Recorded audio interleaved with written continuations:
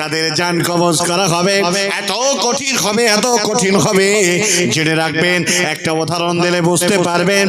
এক বান্ডিল তুলা রয়েছে, তুলার মধ্যে ভরা আছে খুব এক গুচ্ছা মানে কাঁটাওয়ালা একটা ডাল, আর এই ডালটা বের করবেন তার আগে তামাম এই তুলার বান্ডিলটাকে ভিজিয়ে দেওয়া হয়েছে।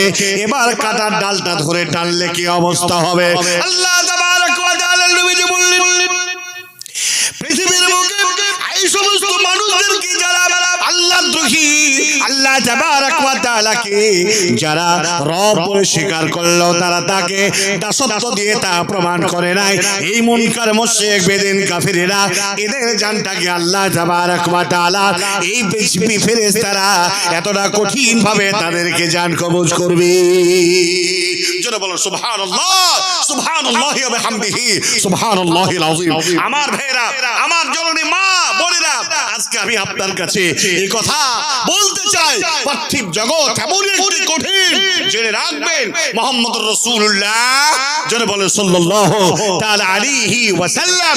সাহাবারা বললেন, ইয়া রাসূলুল্লাহ, ইয়া হাবিবাল্লাহ, পৃথিবীর মাঝে সবচেয়ে উত্তম সর্বশ্রেষ্ঠ ব্যক্তি কে? মুহাম্মদুর রাসূলুল্লাহ সাল্লাল্লাহু আলাইহি ওয়াসাল্লাম। তিনি বললেন, উত্তম চরিত্রের অধিকারী, আহসানুল খুলক। তারপরে বিশ্বনবীকে বললেন, ইয়া রাসূলুল্লাহ, সবচাইতে পৃথিবীর বুকে আল্লাহ তাবারক ওয়া তাআলার উপরে তারা সবচেয়ে ঈমানদারের দূরদর্শী ব্যক্তিকে বিশ্বনবী বললেন, ঈমানদারের দূরদর্শী হলো সেই ব্যক্তি যে সবচেয়ে মওতকে বেশি বেশি করে ভয় করে, আল্লাহ তাবারক ওয়া তাআলার উপরে বেশি বেশি করে তার দাসত্বটাকে বেশি করে প্রায়োরিটি দেয়। আল্লাহ তাবারক ওয়া তাআলা এই ধরনের পৃথিবীতে মানুষ কয়জন আছেন? একটি কথা আপনার কাছে বলতে চাই।